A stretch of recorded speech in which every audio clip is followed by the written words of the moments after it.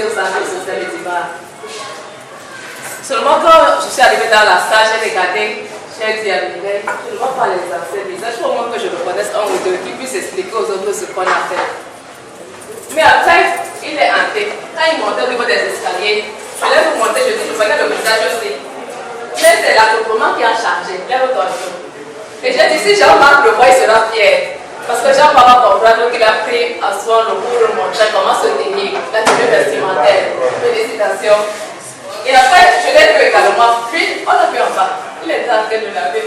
Et il nous dit, est-ce qu'il va monter avec le calisson? Il faut qu'il s'aide parce que ça vient. Mais seulement quand je lui demande où est ton petit frère. Parce qu'on n'a jamais oublié qu'ils étaient venus. Son petit frère est au niveau de la gare, au travail, il a train de travailler. Mais également, lui, ce qui m'a encore plus marqué, c'est qu'une fois j'étais passée ici, j'allais à la gare accompagner. Et il me dit, j'ai un problème d'acte de naissance. Et tous les enfants comme moi ont ce problème. Nous avons eu ce problème d'acte de naissance parce que nos parents n'ont pas pu nous faire des actes de naissance. Et depuis, on porte cela dans notre tête. Que notre travail n'est pas fini pour trouver comment aider Mireille, Marthe, Pat et autres à aider ces enfants à avoir des actes de naissance. Moi, c'est mon frère Suleiman. Et je fais comment de mes camarades.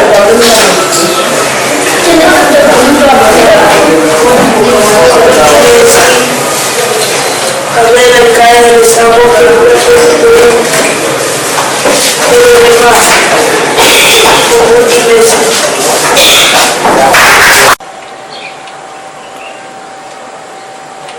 Nous sommes dans les locaux de l'association Building Africa à Yaoundé au Cameroun, une organisation de promotion du volontariat et de la solidarité.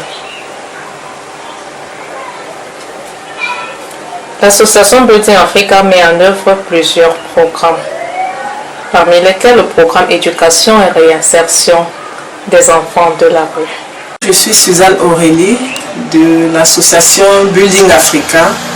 Je suis la coordinatrice du programme éducation et réinsertion des enfants de la rue. Ce programme a été monté du fait que le phénomène des enfants de la rue s'est amplement diversifié au fil des années.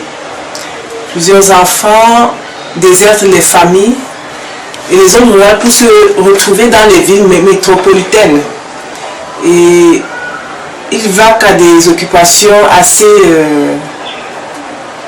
assez dérisoires. Ceci dû à l'autorité monoparentale défaillante, à l'extrême pauvreté, à l'insécurité dans les campagnes. Ils espèrent trouver une meilleure vie dans les villes métropolitaines. Nous avons commencé ce programme dès l'année 2016. Il est vrai que nous travaillons en partenariat avec le centre social Edimar qui est situé à Yaoundé et les différentes phases de mise en œuvre de ce programme ont été les suivantes.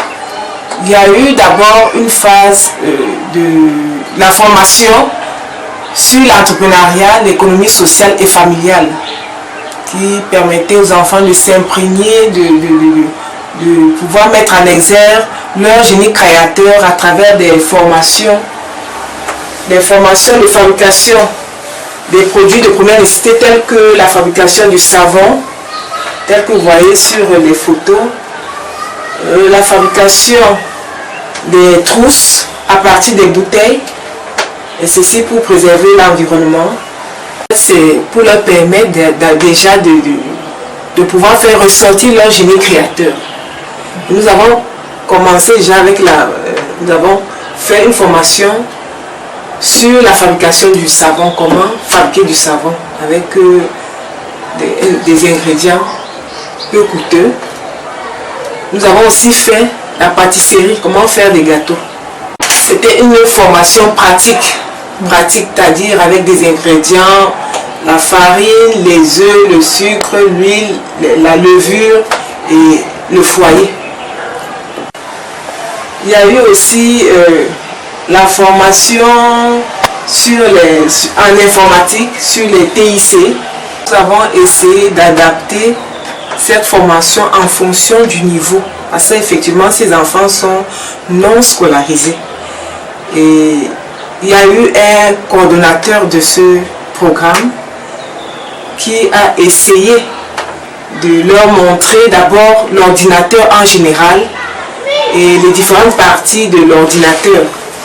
Bon, et ceci avec une manière appropriée d'apprentissage. Il y a eu un plus parce que les enfants connaissent déjà l'ordinateur, ils connaissent les parties de l'ordinateur, ils connaissent comment allumer un ordinateur, ils peuvent saisir des petits textes. Donc ça a été un plus pour eux. Les principales difficultés résidaient du fait qu'il n'y avait pas suffisamment d'ordinateurs. Pratiquement 2 ordinateurs pour une vingtaine d'enfants. Parlez-nous de votre expérience avec les enfants de la rue. D'habitude, on trouve que ce sont des enfants ou des jeunes un peu difficiles à encadrer. Comment êtes-vous parvenu à les encadrer, à les intéresser? Bon, ce sont des enfants qui sont difficiles, mais avec des causeries éducatives, en se rapprochant d'eux, on parvient à comprendre leurs besoins, leurs soucis. On essaie de leur donner un peu d'amour, un peu d'affection pour comprendre qu'ils sont des êtres à part entière et qui peuvent se réinsérer dans la société. Combien de volontaires qui ont travaillé avec vous? Avez-vous eu d'autres volontaires qui venaient d'autres pays, qui ont aussi travaillé dans le cadre de ce programme? Il y a eu des volontaires venant d'autres pays, de la France particulièrement. C'était au nombre de 4, des volontaires camerounais, une dizaine. En tant que coordinatrice du programme éducation et réinsertion des enfants de la rue, nous avons constaté que la plupart de ces enfants n'ont pas d'acte d'état civil. Et l'acte d'état civil constitue le début d'une vie. Le début d'une vie, le début d'une identité. Et si ces enfants n'ont pas ce début de vue matérialisé par cet acte, alors il serait difficile de pouvoir s'intégrer dans la société active. Donc, nous aimerions que ces enfants aient une identité à travers l'obtention des actes d'état civil.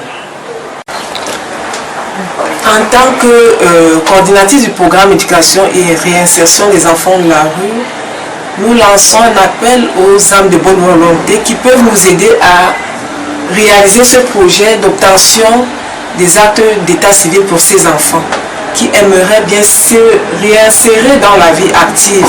Et aussi nous aimerions créer un centre multimédia pour ces enfants afin qu'ils puissent continuer à s'imprégner de l'outil informatique.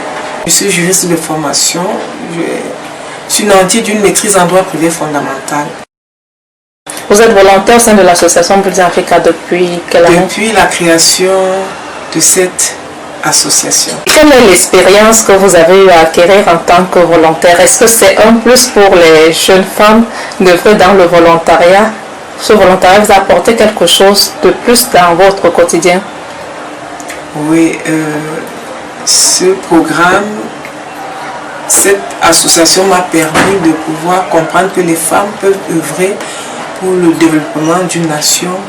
Elles peuvent dire un mot concernant l'épanouissement, le bien-être de l'être en général. Pour dire vrai, ce programme m'a permis déjà de me rapprocher de ces enfants qui sont assez vulnérables et de pouvoir comprendre leurs problèmes, leurs soucis et pouvoir apporter un plus afin qu'ils puissent s'épanouir, de leur donner l'affection dont ils n'ont pas eu peut-être. Ça a été un plus pour nous.